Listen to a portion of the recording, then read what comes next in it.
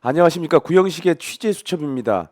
검찰은 지난해 9월 김만배 신앙님 대화록 보도를 대선 개입 여론 조작 사건이라고 규정하면서 특별수사팀까지 구성하며 뉴스타파와 기자들을 대상으로 대대적인 압수수색에 나섰는데요.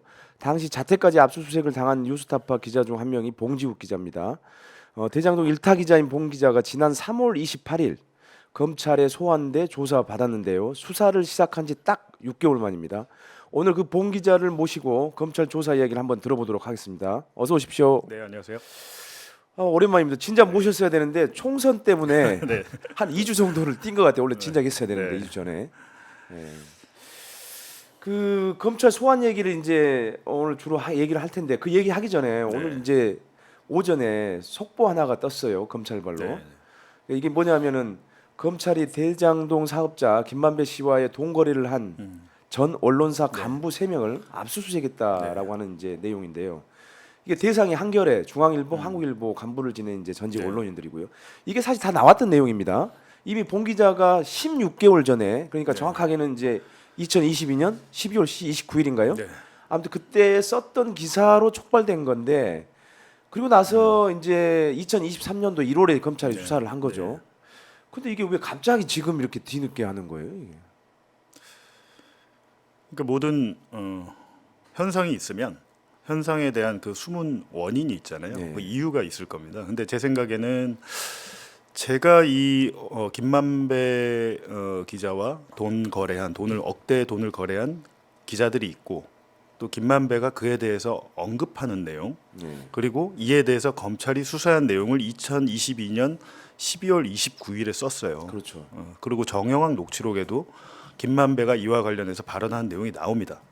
검찰은 다 알고 있는 그러니까 거죠. 저희가 이제 2023년 1월에 정영학 녹취록을 1325쪽을 전부 공개했는데 약 한 달 전에 제가 그 기자들과의 동거래가 있었다. 그리고 검찰이 이에 대해서 수사도 했다라는 사실을 보도를 했습니다. 근데 뉴스타파가 워낙 뭐 매체가 작아서 그런지 아무도 주목을 하진 않았죠. 근데 그게 한 1, 2주 있다가 크게 이슈가 됐습니다. 이슈가 되면서 어느 매체에 누구 기자인지까지 이제 그렇죠. 밝혀지는 특정됐어요. 상황에 이르렀는데 그때 뭐 난리가 났었죠. 어떻게 기자들이 이럴 수 있냐. 그리고 실질적으로 얘들만 있겠냐, 이 사람들만 있겠냐, 뭐 했고 난리가 났는데, 그러니까 제가 그 난리가 나기 한 달 전에 쓴 기사는 기자들에 대한 동거래만 있는 게 아니고요. 그렇죠. 또 김만배가 법조계 그 판사와 검사들을 대상으로 수시로 골프를 접대한다거나 뭐 술을 접대한다거나 한 로비를 했다. 법조계에 대한 로비를 했다라는 걸 본인이 직접 얘기하는 정영학 녹취록 공개를 했었습니다. 그리고 성남시 의회 의원들과 성남시 공무원들을 상대로도 그렇죠. 매일 그냥 골프 치느라고 너무 힘들어 죽겠다고 얘기를 하거든요. 김만배 그 화천대유 회장이. 그러니까 이게 그 김만배가 정영학 녹취록에서 말하는 로비의 대상은 크게 이제 기자들이 있고 법조계가 있고 성남시 공무원들과 의회 의원들이 있었습니다. 그렇죠.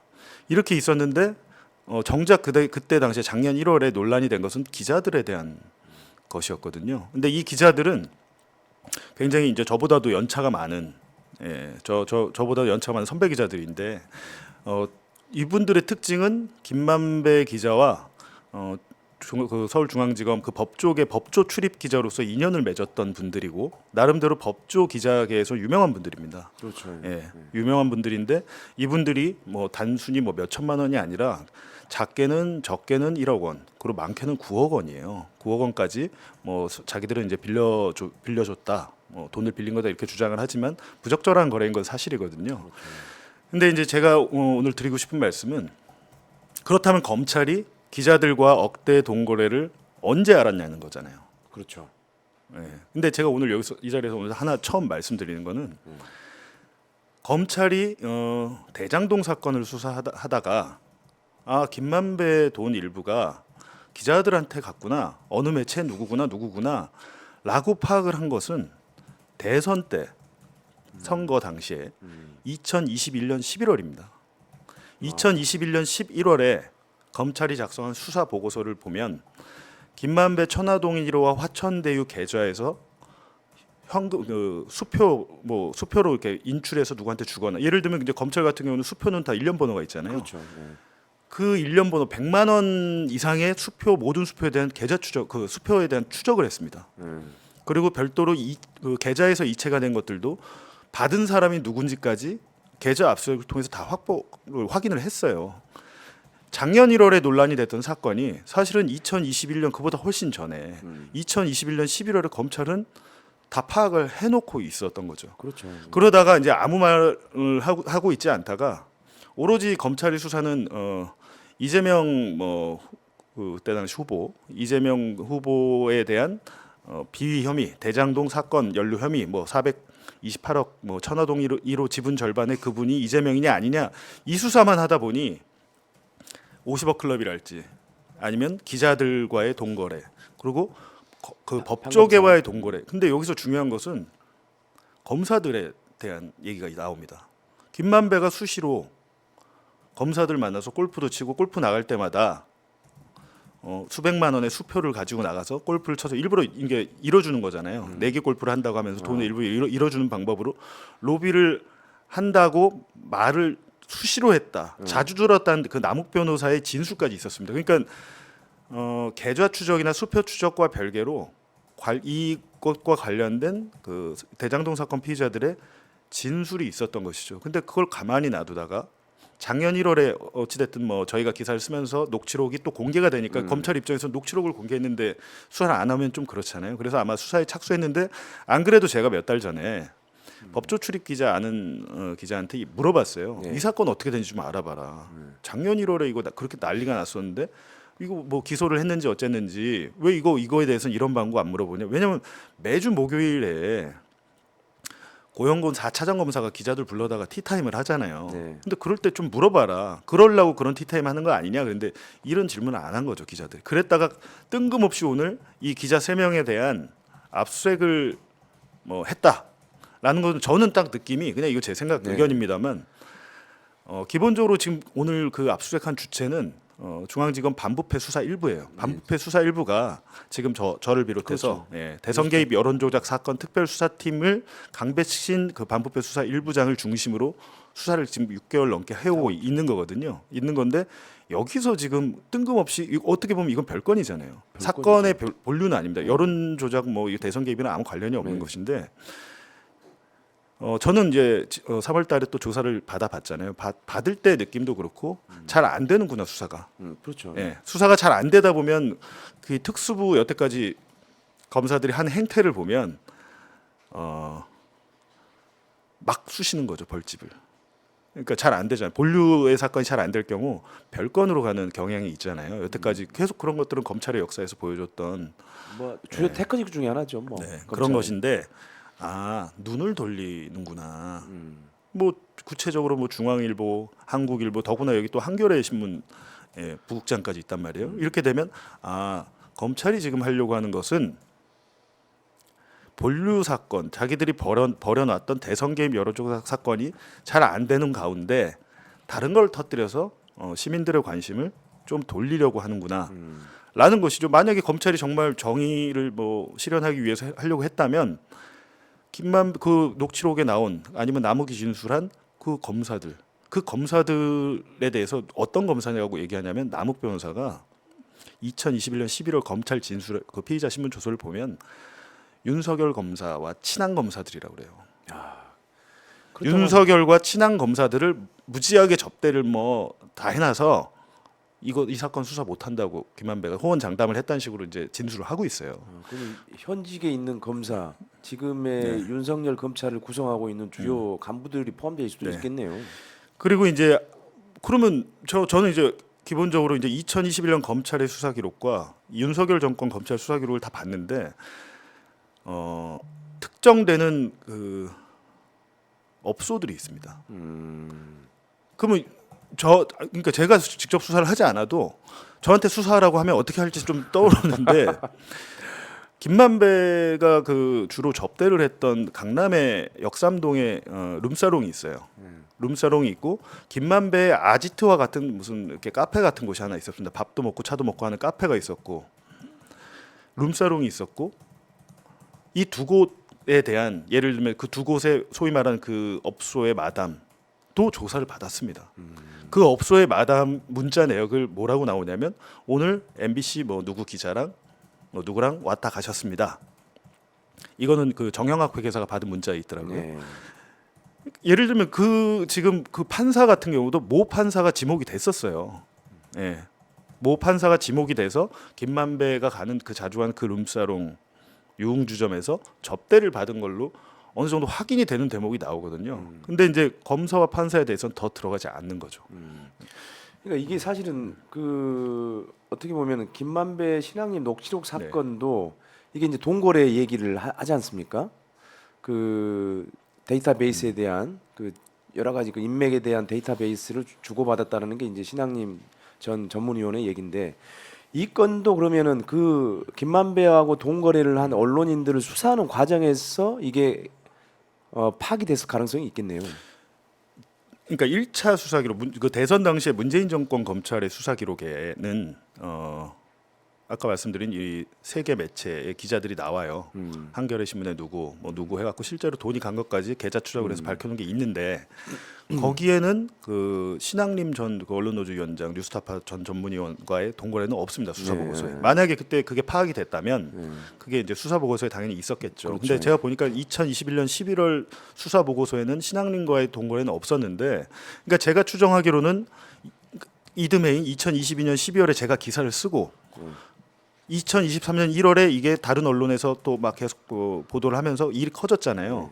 그때 이 용처를 다시 본 것 같아요, 계좌를. 그러니까 그때 그 수사 보고서의 제목이 김만배 그 천화동 1호에서 빼돌린 돈 473억 원의 용처 파악이었어요. 용처를 이 400 돈이 사라졌는데 이 돈이 어디로 갔나를 이제 계좌나 수표 추적으로 본 건데 그거에 대해서 검찰이 다시 본 것 같습니다. 작년 1월에. 작년 1월에 다시 보면서 그 과정에서 이제 김만배 그 화천대유 회장이 신앙림 전 언론노조 위원장한테 1억 6,500만 원을 이체한 사실을 이제 파악을 한 거죠. 파악을 그거는 뒤늦게 됐다고 보입니다. 원래 기록이 없으니까요. 근데 그렇게 쳐보면 검찰은 문재인 정권의 검찰이나 윤석열 정권의 검찰이 같은 검찰이에요. 그러면 지금 검찰이 문재인 정권의 검찰이 그럼 봐준 거 아니야? 저 신앙림 위원장 이거 봐준 거 아니야? 이런 의심을 할 법도 하잖아요. 근데 자기들이 잘못한 것에 대해서는 또 수사를 안 합니다. 거기에 대해서 수사를 안 하고 지금 언론사 기자들만 그 잡고 있는데 그러니까 검찰이 국민적인 신뢰를 얻으려면 검판사에 대해서도 해야죠. 제가 그렇죠. 말씀드렸죠. 그 유흥업소 다 관계자들 조사 다 해놓고 관련해서 막 문자도 있고 수사 기록에 이미 첨부가 돼 있어요. 수사가 어느 정도 돼 있어요. 근데 그거에 대해서 또 하면 되는데 뜬금없이 선거 직전에 뭐 저를 소환한 다음 며칠 후에 그 누구죠? 대법관 하셨던 그 50억 클럽의 우리 갑자기 이름이 생각이 안 나네요. 권순일 대법관. 권순일. 권순일 대법관에 대한 압수수색을 실시했습니다. 근데 그렇죠. 권순일 대법관이 받는 혐의는 본인이 대법관으로 있을 때 이재명 경기도지사가 공직선거법 위반으로 2심에서까지 다 유죄가 나와서 앞으로 출마를 못하게 되고 그 도지사가 떨어질 위험이 있었는데 대법원에서 그 무죄가 났단 말이에요. 파기환송이 되면서 무죄가 났는데 그때 도움을 준 거 아니냐라는 의심을 받고 있어요. 근데 의심의 정황은 전 충분히 있다고 봅니다. 왜냐하면 본인이 대법관을 옷을 벗고 나서 화천대유에 고문으로 갔잖아요. 그렇죠. 그래갖고 이제 권순일 대법관이 그런 좀 특혜를 봐주고 김만배 청탁을 받고 이재명 그것 좀 봐주세요 해서 청탁을 받고 그거에 대한 리워드로 그 고문으로 있으면서 월급을 상당히 많이 받았잖아요. 차량도 제공을 받고 그럴 수 있다고 저는 봐요. 그렇게 충분히 외관의 의심할 수 개연성이 있죠. 있잖아요. 네. 근데 중요한 것은 그러면 권순일 대법관이 무슨 캐스팅 보트였느냐. 예를 들면 대법관이 뭐 10명 넘게 있는데 권순일 한 명이 딱 이렇게 앉아 있다가 자 이재명 이 사건에 대해서 이쪽은 유죄라고 주장하고 이쪽은 무죄라고 주장하고 딱 있다가 그럼 저는 무죄라고 봅니다. 이렇게 하지 않거든요. 대법관의 전원화 비체 회의라는 게 대법관이 다 모여서 결정한 건데 한 표 차이도 아니었어요. 그러니까 그거를 무죄 취지로 파기환송할 때는 권순일이 어떤 결정적인 역할을 했다고 보기는 어렵습니다. 한 표 차이도 아니었기 때문에. 근데 어찌 됐든 결과적으로 그렇게 됐다고 해서 외관이 그렇게 보이니까 그것도 수사를 안 하다가 갑자기 선거 전에 하고 선거가 끝나고 나서 지금 오늘 또 이런 일이 벌어졌단 말이에요. 이게 이제 김만배 씨가 회사에서 빼돌렸다는 그 봉지욱 기자가 이제 이미 네. 보도를 한 겁니다. 이게 200억 원대 비자금 사용처하고도 사실 관련이 돼 있는 건데 이게 그러니까 그 비자금 사용처가 기자들뿐만이 아니라 판사, 검사 그리고 뭐 시의원, 공무원, 성남시 공무원 이런 공무원들까지 뭐 골프 접대 그다음에 현금이나 수표 뭐 주고 뭐 이런 진술들이 이제 있었어요. 근데 사실 김만배로부터 이렇게 접대받거나 금품을 수사했다는 판검사를 수사했다라는 얘기는 거의 저는 들어보지는 못했고요. 그러니까 네. 제가 지금 확보한 수사 기록에 보면 그 473억 원의 용처 파악을 하고 계좌 추적을 하면서 그러니까 100만 원 이상 수표를 받아서 은행에 가서 환전한 사람, 현금으로 바꾼 사람들 있잖아요. 거기에 실명이 다 있습니다. 실명이 다 있는데 제가 딱 보니까 기자들이 있나 제가 한번 찾아봤어요. 기자들 한 7, 8명 더 있습니다.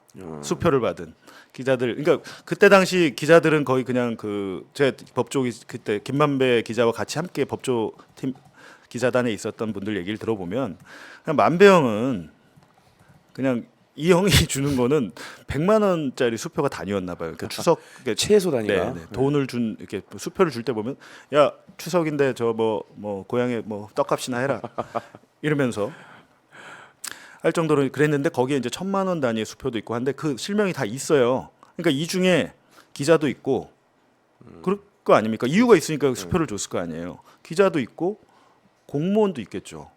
공무원도 있고 한데 그 사람들이 어떤 직업인지를 그때 당시 검찰이 다 파악해 놓지는 않았습니다.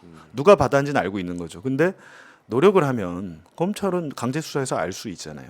이 수표를 바꾼 사람 누군지. 그러니까 이제 사실 검찰이 이제 김만배 그 비자금이라고 할 수 있는 그 200억 원의 사용처를 제대로 수사를 하면 뭐 기자들뿐만이 아니고 판검사들까지 다 공무원들까지 그렇게 수사를 하면은 대장동 특혜 의혹의 몸통을 제대로 찾을 수는 있을 것 같아요. 사실 그거를 해야 되는 건데 참 검찰이 엉뚱하게 지금 제대로 수사를 그런 부분들은 안 하고 있는 것 같은 생각이 듭니다. 그러니까 2021년 11월에 다 수사해놓고 50억 클럽도 마찬가지잖아요. 50억 클럽도 어느 정도 그때 진술이 나왔는데 50억을 안 하다가 내내 끌다가 작년에 이제 박영수 전 특검도 사실 뉴스타파에서 저희가 계속 기사 안 썼으면 그거 안 했을 거예요. 이분에 대한 의혹 니네가 수사 다 해놓고 왜 안 하는 거야라고 문제 제기를 하고 대장동 대출 브로커 조우용 씨도 마찬가지잖아요. 천화동인 6호의 실소유자 282억 배당을 받았다고 당신들이 수사를 다 해놓고 조우용 왜 수사 안 해? 그리고 예를 들면 천화동인 7호 배성준 기자 전 YTN 기자잖아요. 이분도 어떻게 보면 이분이 가장 행복할 것이다. 다 기자들은 그 얘기를 했어요. 크게 연루되지 않고 한 120억 원 가량을 받아서 부산에서 그 스타벅스 있는 건물을 사서 임대를 하고 있었잖아요. 임대 사업을 하고 있었잖아요. 근데 이분에 대해서도 수사를 안 하다가 그 이후에 이제 소환을 하게 되는 거죠. 근데 왜냐하면 검찰이 그래도 가장 대한민국에서 똑똑하다는 사람들 모인 집단일 거 아니에요. 나름대로 해놨습니다 수사를. 근데 거기에 대해서 누구를 재판에 넘기고 안 넘길 것인가를 취사 선택하면서 이런 문제가 나오거든요. 지금 마찬가지로 도이치모터스 사건에 1심 재판에서 김건희 여사에 대한 언급, 김건희 파일, 엑셀 파일 나오고 김건희 여사가 그 증권사 회사 직원과 통화한 녹음 파일의 녹취록이 재판에서 나오고 그분이 아무 관계가 없는데 그게 나올 리가 없잖아요. 그럼요. 그리고 1심 판사도 김건희 여사가 이 사건에 상당히 깊게 연루돼 있다는 점을 시사하는 판결문을 내용을 썼단 말이에요. 근데 이분을 서면 조사를 뭐 했는지 아닌지도 모르겠고 소환 조사는 안 했잖아요. 사람들이 봤을 때는 야 우리나라 제가 생각하기도 그래요. 야 저는 우리나라 민주주의인 줄 알았는데 민주주의 국가인 줄 알았어요. 뭐 YSU, DJU, 그리고 노무현 대통령 뭐 하고 어찌 됐든 이명박 박근혜 때도 이렇게까지는 안 했습니다. 이명박 박근혜 때도 이렇게까지는 안 했고 제가 볼 때 지금의 정권이 하는 짓은 진짜 총칼만 안 들었다 뿐이지 거의 전두환 때랑 비슷합니다. 그 언론 1980년에 이제 전두환이 집권을 하게 되면서 가장 먼저 한 게 언론 통폐합이었잖아요. 그렇죠. 예.